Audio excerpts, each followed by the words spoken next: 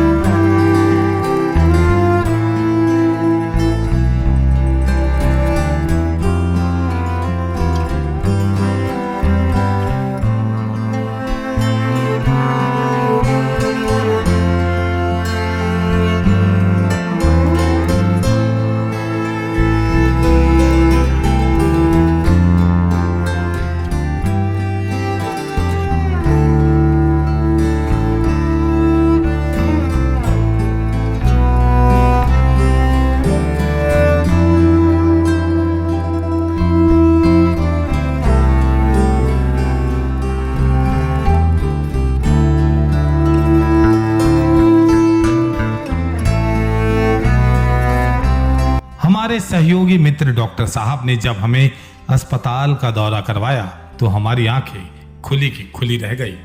अस्पताल के कई विभाग ऐसे थे जिसमें डॉक्टर ही नहीं, और जहां एक दो डॉक्टर दिखे तो फिर मरीजों का अंबार देख लीजिए।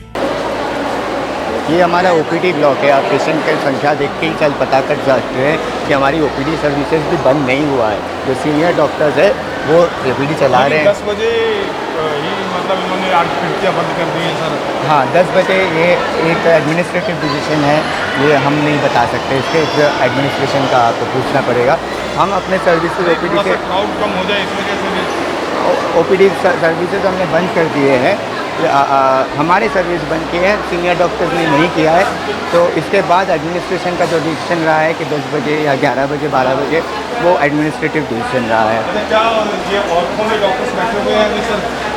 ऑर्थो में जो डॉक्टर्स है, सीनियर डॉक्टर्स है, उनका अभी इम्प्लांट जो होते हैं पेशेंट्स के, इम्प्लांट रिमूवल, इम्प्लांट डालना, ठीक है, वो ओटीज़ वो संभाल रहे हैं जो ज़्यादा ज़रूरी है। और बाकी अगर कोई ऑर्थो इमरजेंसी हो कि हड्डी टूट गया हो, कहीं डिसलोकेशन हो गया हो, वो इमरजेंसी में मैनेज हो रहा है। आज आपका ऑर्थो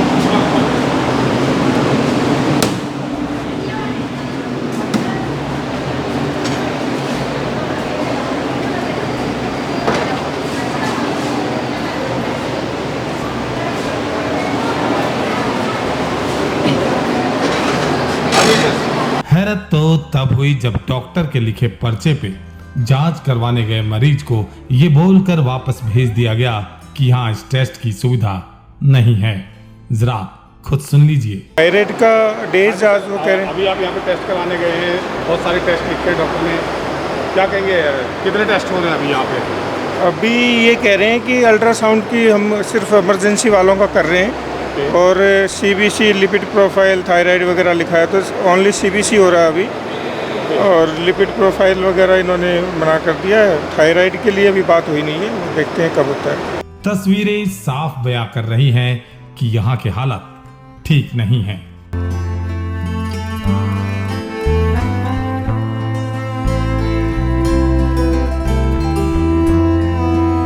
क्या पता भैया, सारे तो देखने हड्डी वाले नहीं बैठ रहे हैं।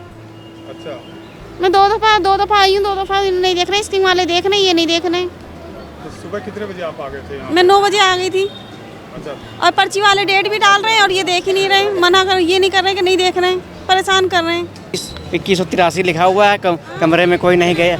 गार्ड बता रहा है कि डॉक्टर ही नहीं है। और उसके बाद में हम मरहम पट्टी वाले कमरे में गए तो उसमें भी बोले कि पहले डॉक्टर से लिखा लाओ। वहाँ पे डॉक्टर 2183 में डॉक्टर ही नहीं कोई बैठे हैं।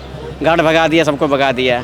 मुझे पर्ची बनानी थी, बंद है। यहाँ काउंटर में जो दिक्कत है बच्चे वाले में दिखाना था मुझे, तो बंद है, बोला नहीं देखा, कोई डॉक्टर नहीं देखा, पर्ची ही नहीं बनी है अभी तक। परेशानी हो रही है अभी? प्रेगनेंसी की दिखानी है। आप एक बहुत ज़रूरी हिस्सा हो, डॉक्टर्स से कह रही हूँ मैं, इस देश का। आप मरीजों के साथ खिलवाड़ नहीं कर रहे। उसने एक के साथ किया, आप कितनों के साथ खिलवाड़ कर रहे हो। जी। हर चीज़ का एक अलग सल्यूशन होता है, ये सल्यूशन नहीं है। ये पढ़े लिखे गवार आदमियों का काम है। जहां मरीजों के डायलिसिस किए जाते हैं वहां इस अस्पताल में डायलिसिस डॉक्टर ही उपलब्ध नहीं है, यानी कि जो भी यहाँ चल रहा है सब राम भरोसे। जरा आप खुद डॉक्टर साहब से सुन लीजिए। मिल रहा है डायलिसिस सर, परिसेवा चालू है। हमारे मेडिसिन डिपार्टमेंट के अंदर आता है डायलिसिस। हम अपने डॉक्टर्स, हमारे सीनियर रेसिडेंट, हमारे एमओ, हमारे जूनियर रेसिडेंट यहाँ पे पोस्टेड है फॉर डायलिसिस, क्योंकि डायलिसिस एक बहुत ही ज़रूरी सुविधा है। लेकिन ये है कि हमारे जैसे कल हमारे हेल्थ मिनिस्टर ने बताया है कि डॉक्टर्स हमारे पास बहुत सारे वैकेंसीज़ होते हैं, जो वैकेंसीज़ फिल नहीं होता है क्योंकि पैसे ठीक से नहीं दिया जाता है और इज्जत नहीं दिया जाता है। हमारे पास ना नेफ्रोलॉजिस्ट है, ना कार्डियोलॉजिस्ट है, ना रूमेटोलॉजिस्ट है, लेकिन हमारे ये ओपीडी चलता रहता है। फिर तो राम भरोसे चल रहा है। जब ये कार्डियोलॉजिस्ट नहीं है, यहाँ पे अभाव है, तो कैसे ट्रीटमेंट होता है? यही हमें ये ट्रीटमेंट, हम जो जनरल मेडिसिन पे हैं, हमें ट्रीटमेंट करना पड़ता है और इसीलिए आक्रोश भी रहता है डॉक्टर पेशेंट्स का कि आप बोल रहे हो कि यहाँ पे चल रहा है सर्विसेज, लेकिन आप बोलते हो कि जीबी1 में जाके नेफ्रोलॉजिस्ट को दिखा दो या न्यूरोलॉजिस्ट को दिखा दो। तो ये वैकेंसीज जो है ये फिल होना चाहिए, लेकिन इसके लिए जैसे कल हमारे हेल्थ मिनिस्टर ने भी बोला है कि वैकेंसीज बढ़ा रहा है क्योंकि पैसे नहीं मिल रहा है, इज्जत नहीं मिल रहा है डॉक्टर्स को। इसी की मांग हम कर रहे हैं। ये जो मूवमेंट है ये सिर्फ सिक्योरिटी को बढ़ाने से नहीं, सिर्फ हमारे फैसिलिटीज़ को भी बढ़ाना है ताकि लोगों का आक्रोश कम रहे। चलिए सर, अब इमरजेंसी। अब हम इस अस्पताल के सबसे प्रमुख स्थल पे पहुंचे, यानी कि इमरजेंसी वार्ड में, जहां का सूरत हाल अपनी एक अलग ही कहानी बयां कर रहा था। यहाँ दवाइयों का अभाव, डॉक्टरों का अभाव और तो और बेड्स का भी अभाव देखने को मिला। एक बेड पे कैसे 3-3 मरीज लेटे हुए हैं और जिनको फिर भी बेड नहीं मिला तो वो फर्श पे ही बैठकर डॉक्टर की तरफ उम्मीद भरी निगाहों से निहार रहा है कि शायद उसकी भी पारी आ जाए।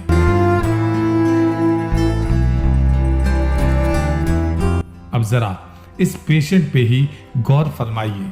इन्हें वेंटिलेटर पे रखा गया है, लेकिन किस जगह पे और किस अवस्था में, जिसे देख आप भी चकित रह जाएंगे।